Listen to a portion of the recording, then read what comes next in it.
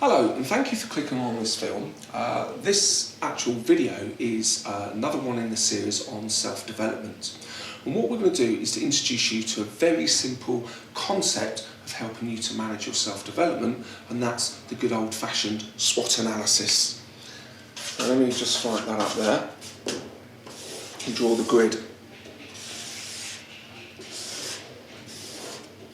Now, this is a very simple tool that you can use on an ongoing basis. Now, I did introduce it to another company recently, and the very senior manager in that said, "Oh, I remember studying and going through SWOT analysis on all sorts of subjects."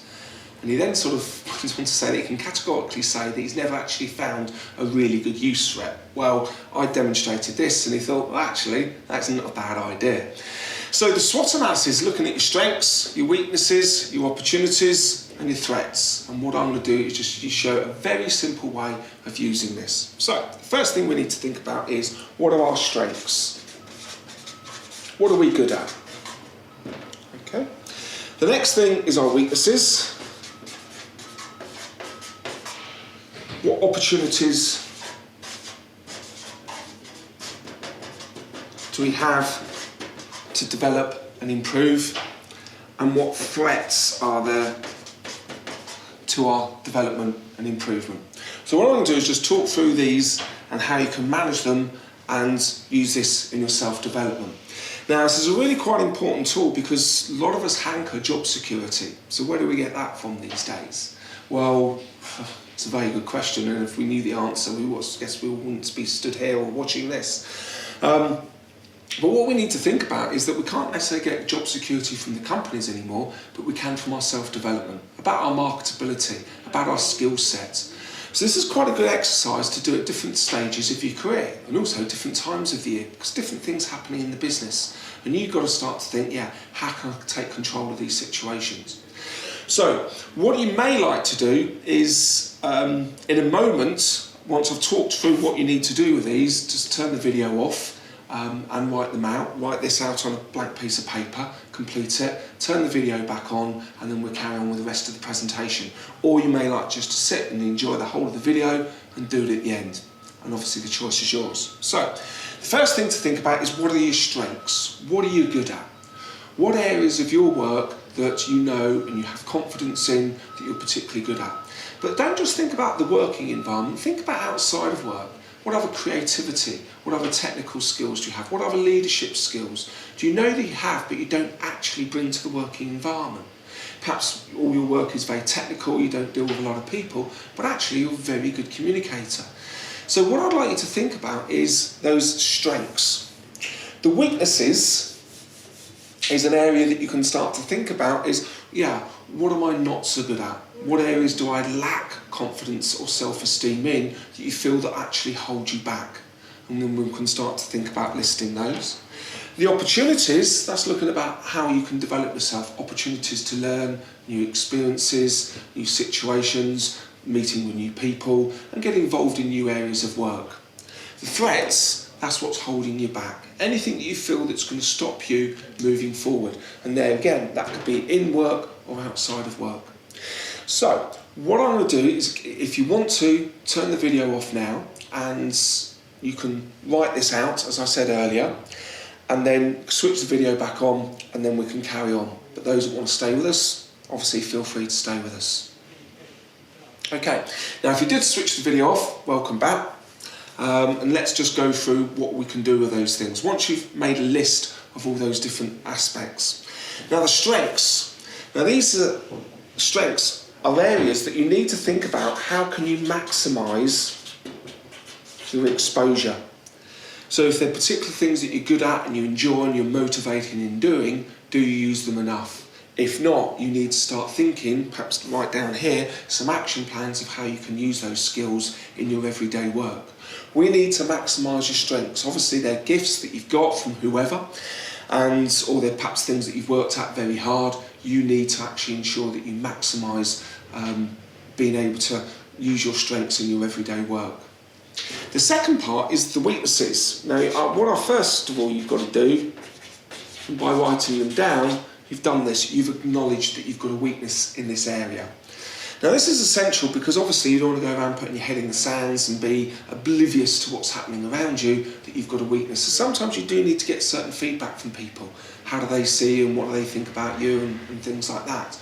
So you can be more aware of the impact you're having. Now, some of these weaknesses, it's fair to say, can be overdone strengths. So if you've got your strength is attention to detail, you may have as a weakness that you're a perfectionist. Or it may be that as a strength you're a very strong leader, but as a weakness you can be a bit of a control freak. So what you've got to do is obviously acknowledge and be aware that sometimes you're overdoing some of your strengths, and having self-awareness of these things is half the battle. So once we've listed them, we've acknowledged, we can then do one of two things. We can then either set out an action plan to overcome them. So certain areas of my work that I know that I've had to work very hard on and to develop. So I've set myself action plans, thought, right, I need to improve those skills and go away and work on them.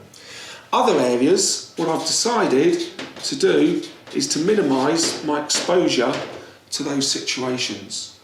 So it could be perhaps report writing, which really is not sort of one of my favourite subjects. I can do it, but I really don't enjoy it, and it doesn't seem to work very well for me. So I minimise my exposure and get involved in those areas. Now, if I was in a job that needed that, yeah, I'd have to overcome it and work on it. So we do have a choice here, but as long as we're aware of it and we've acknowledged this situation, we can then do something about it. The third area is opportunities and taking new opportunities and maximising them. So what we've got to do with our opportunities, it could be working in new areas of the business. It could be get involved in new projects, new presentations, new meetings, dealing with people for the first time, going talking to clients. So what you've got to start to think, are you taking all the opportunities that are put in front of you? Or are you sometimes coming up with the excuses of why you're not getting involved? Because if you can do that, you can develop your comfort zone, you can develop your confidence and your motivational levels. So that there again, it may be certain things you've been saying to yourself you want to get involved in, that you need to write an action plan on and develop. Now the last part is the threats. Now you may have written all sorts of things here with regards to the economy, the government, your boss, your organisation, or even yourself. Perhaps you're a threat to yourself from sometimes procrastinating or not get involved in certain areas. So what you've got to do is obviously be aware of these threats and what can happen, because you may need to have a plan A, plan B, or even a plan C and D if that's going to help you get through this. But what you've got to start to think about is focus on what you can control. Unfortunately, in life, we spend far too much time worrying about things that we haven't got control over. Be it the weather, be it the environment, be it the economy, be it the government, and other things that people do around us. Because the only person we can really control is ourselves. And once we start to realise that, we can actually start to take a lot more control of situations. So we can start to control that we maximise our strengths. We can start to control that we acknowledge and start to overcome our weaknesses, or take the decision to minimise our exposure. The opportunities, you need to start to take control and think, yeah, I'm going to give such and such a go. I'm going to go and get involved in that area. I'm going to go and talk to those people. And that can help develop yourself even further.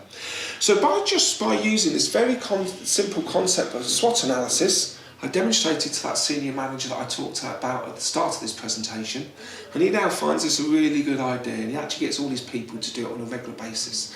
And sometimes they do it as teams, but I'm really just focused about you doing it as an individual. But if you are a manager of people, you may like to get your people to do this, perhaps even mid-year appraisals or appraisals at the end of the year. Just gets people thinking about their development. But the key thing here is taking the opportunities and being in a lot more control of our situation. And if you can learn those skills, you're going to be able to develop, your marketability is going to stay high, and your personal development and skills are going to be high to help your employment and your career prospects. So please give it a go and enjoy the learning that this can bring. We've got another video on goal setting, so if there are certain aspects of this exercise that you like and you think, yeah, I need to go and work on this, but where do I start? We've got another video on goal setting that you might like to click onto and have a look. But thank you for watching this, and look forward to seeing you on watching some of the other videos. Thank you for your time.